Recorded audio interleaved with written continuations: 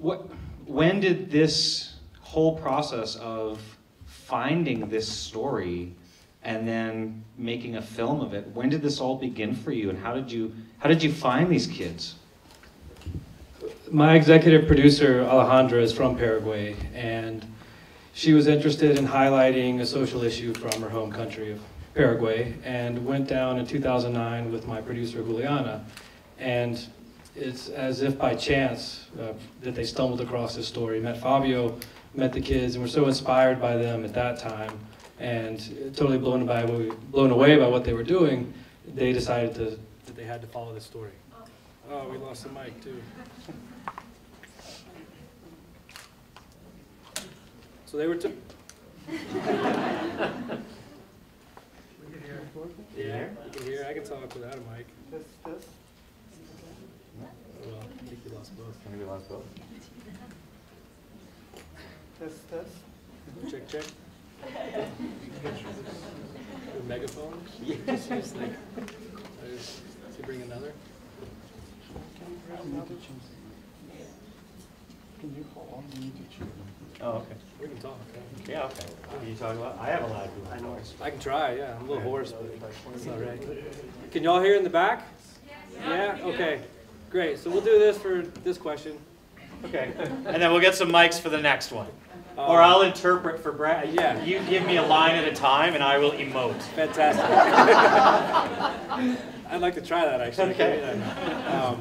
So my executive producer is from Paraguay and wanted to tell a story about Paraguay, and stumbled across this story and was blown away by what they were doing. The ingenuity of Fabio and the resilience and spirit of the kids, and decided, we've got to tell this story. So they started production in 2010. And had about 2 to 3 different periods of production every year going down to Paraguay, because they both live in California, or my EP lives in California, my producer in Phoenix, and started following it in 2010 through 2014. So it was 4 years of filming, 5 years of work, and then 5.5 with the edit. So, yeah. And at what point did you get involved? Were you there right from the start? I was brought on board originally as an editor on the film in mid-2013, and then we had more or less a sort of 90-minute rough cut in, I guess it was around June of 2014 when the flood hit. So we opened a backup production, and I went down and shot the final third of the film, and was sort of the cohesive voice, or was brought on board to bring a cohesive voice to all the material that had been shot over those 4 years. Wow. Look at that. He's standing here with a microphone, and I'm making you talk. Yeah, it's fine. So I think that was the end of the question. Yeah. I can repeat it. Let's take some questions from the audience. Just hold your hand up if you have a question. Yeah, right over there, gentleman there. So Rio 20 is when it all sort of got motion, or when did it really take root? So the Rio Plus 20 conference, which was in 2012, was their first performance overseas. But their story really took off with the publication of the teaser that went viral on YouTube, which was late 2012, 2013. When that was put online, they started receiving calls and invitations from all over the world. So I would say it really started to take off in early 2013. Next question. Yeah, right over here. Are they still performing? Are they still performing is the question. They're absolutely still performing. They travel incessantly. Just recently, I think their most memorable moment was the Pope visiting Paraguay, and they were invited to play for the Pope, and they gave him a violin, one of Cola's violins. There's pictures on the Facebook page where you can see the girls. There's like the 4 little girls, actually, the 4 girls at the end that were playing the violin. They were the ones that gave him the violin, and they're just in tears. Wow. It was magical, yeah. So they're still playing, they're still performing. You can go to our Facebook, or the film's Facebook page, to see where they're performing next, but they're all over the world all the time. It's crazy. They even performed in Canada, didn't they? They did. They performed in Winkler. I don't know if anyone knows where that is. Winkler, Manitoba. Winnipeg, and I think 3 other cities around Canada. So, yeah, yes, right here. Do they have, I saw them teaching some of the younger kids, do then the younger kids move up into the orchestra? Like, is the orchestra changing? Right, so the question is, do the younger kids that are learning move up into the orchestra? The answer is yes. It's sort of a rotating cast. Fabio likes to give different kids opportunities to travel with the orchestra and play with the orchestra. But since the beginning, in the beginning you saw that there was just a handful of kids in a classroom, and that's essentially how it started. Now there's over 200, between 250 and 300 kids that are taking music classes every Saturday. And the girls, Ada, Tanya, Maria, and the others who are more experienced now have their own group of students that they're teaching, and they get to play in the orchestra as well. So yeah, it's a very equitable, I guess that's the right word. Yeah. So all of the kids get to play, depending on where they go. Yeah. Oh, that's awesome. We'll go here and then there. Yeah, so right here. Have they upgraded Cola's shop? Have they upgraded Cola's shop? That's a really good question. Have they upgraded Cola's shop? They have now moved his shop into the school that you saw at the end and are expanding it, yes. But he's still the only one that's making the instruments, and some of the kids are learning how to make the instruments too. That's what I was going to ask. Yeah. Like, is there a I don't. plan there? Yeah, I don't exactly know the extent to which the kids have learned to make the instruments, but since they travel without him, they have to know their instruments very intimately, and Right. so if something happens on the road, they have to know how to fix them. So there's a scene in the film where Fabio says they're not only musicians, they're also luthiers. They're also, sort of instrument makers and repairmen. So yeah, they have to know how to pretty much do everything. That's awesome. Yes, right over there. The focus of the young people in the movie was not only touching, it was so impressive. Have they changed now that they're basically stars now, traveling the world? Have you seen any change? I'd be interested to know in their personalities. Have they become affected by all the attention, or because they seem so genuine in the movie as young people? Has that changed with their fame? Right. So the question is, have the kids, have they become, I don't know, what's a good way to put it? Affected by their fame. They've become less genuine. And the attention. Yeah. I don't think so. I haven't seen them in the past couple of months, so I don't really know. But the changes that we saw over the course of the filming and the edit was the increase in the self-confidence. I mean, you can see that in Tanya, who was very shy and very emotionally reserved and closed off in the beginning, and by the end, she's fairly open. They're all so humble, and they're wonderful people, and they're so inspiring. And when you get to meet them in person, the first time I met them actually it's kind of funny. I'd been cutting the film for several months and had never met them. And then we opened up production. I went down and shot some. And I felt like I knew them so intimately. I knew their backstories and their histories and their families.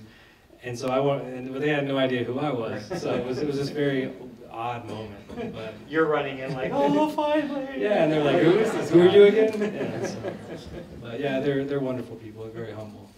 Yeah, right over here. I was just wondering how their exposure internationally and stuff is, I mean, has it positively affected the community as far as being able to sort of, I guess, either bring in some kind of revenue or something to help the community? Right, so the question is, has their international exposure and success been able to benefit the community financially?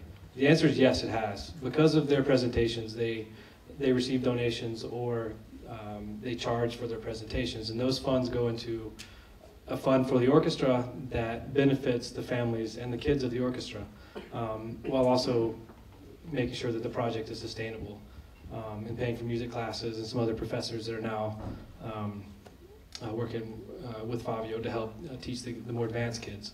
So the answer is yes. And at the end of the film, you can actually see that one of the projects that these funds have gone towards is relocating some of the families who were living in the more vulnerable conditions that were affected by floods. So they've relocated the family of Tanya and now Ada and her family to this sort of apartment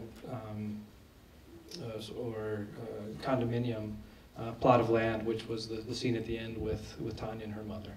So yes, their performances are allowing them to improve the quality of their lives. Oh, that's amazing. Yes, right over here. Can you speak to the work that the Parents Association is trying to do? Their goal, okay, what is the goal of the Parents Association? What are they trying to do? Their hope is to provide scholarships for universities and colleges for the older students. They're also helping with the music classes, and that's as much as I know at this point. It's still fairly new and fairly early in the process, but I think they're also attempting to help out with if someone gets sick and they need to cover hospital bills, things like that. But I'm not too familiar with where they're at with that. And we talked about how, have the kids been affected or changed by any of this? How about the parents and the families, the rest of the families? Can you speak to that a bit, how this has affected them?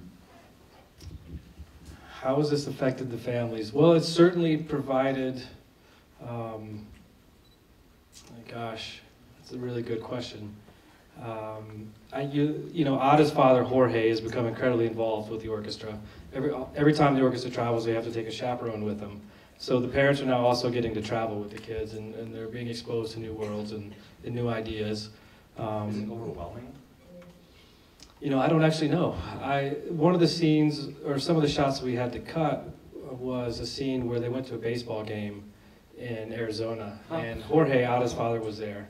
And he was just going crazy. I mean, he'd never left the country before. It was wild. But I think they're seeing the importance of music and the importance of the arts in their kids' lives, and appreciate that and support that. And yeah, that's as good as I can answer that question. Has Cola got to travel? Yeah, and then we'll take yours. Has Cola gotten to travel? That's a really good question. We asked him that. He was invited to travel to Brazil, but his answer was that his wife does not want him to travel because she's scared that the plane will crash. So he would probably like to travel, or maybe he wouldn't, but his wife doesn't want him to. Maybe he's just saying, maybe it's him. Yeah, maybe Yeah, so. right over here. Has this project pressured any policy changes? Has it pressured any policy changes in Paraguay? That's a good question. I don't know. I'm not sure. I know that the General Assembly awarded Fabio and the orchestra a community development award. The orchestra was recognized as a force, I believe bestowed the title of like national tourism ambassadors at one point, and I don't know. That's the extent of my knowledge. Yeah. Yeah, we can take one more there. Yeah. Oh, thanks. I was interested in these makeshift instruments as beautiful a symbol as they are also, at some point for those of the students who are talking about becoming professional musicians, these are the instruments that gave them their break, but they could also be holding them back in some way. And that's not really a question the movie delved into, but I wondered if there was any consideration of that, or if people down there talk about that. That's a good question. Should I repeat that? Did everyone hear that? Yeah. Yeah. Okay, so the recycled instruments have become the brand of the Recycled Orchestra. And so when the orchestra travels and plays, they only use recycled instruments. However, because of their fame and because of notoriety, they received a lot of donations of traditional instruments. And they do have formal instruments, but they don't play them with the orchestra. For some of the more advanced students, like Ada, Tanya, and Maria, they now do have formal instruments for that very reason, that if they want to go on to play professionally, they need to know how to play real instruments. Right. Kind of the irony is that these instruments, the recycled instruments, are far more difficult to play than traditional instruments. So if you can play one of these instruments, it's like butter playing a real instrument, literally. So they do practice on real instruments, the older girls and the older members of the orchestra. But the idea is that they live in pretty precarious homes, and the instruments could break easily. They could get stolen. So they give the recycled instruments to the kids that are starting out, and they learn on those. And once they show sort of a level of aptitude, responsibility, and aptitude and responsibility, then later they can get a formal instrument and begin to play on that. So, so that's sort of the objective, I guess, is to earn the right to play that instrument in a way. Yeah. So. Yeah. Okay. We'll squeeze in one more. Yes. Were the woodwinds and brass also recycled? Those are also recycled. Yes. Are the woodwinds and brass recycled? They're made from storm drains, spoons and forks, and the keys are made from buttons, coins, beer caps, and an assortment of other odds and ends. But they're all these instruments are pieces of art. You know, they're not only the musical instruments, but they're new instruments in and of themselves. So yeah, that's amazing. Yeah. I'll steal that from you. Once again, I can't thank you enough for coming and bringing the film to Calgary. It's such a great story.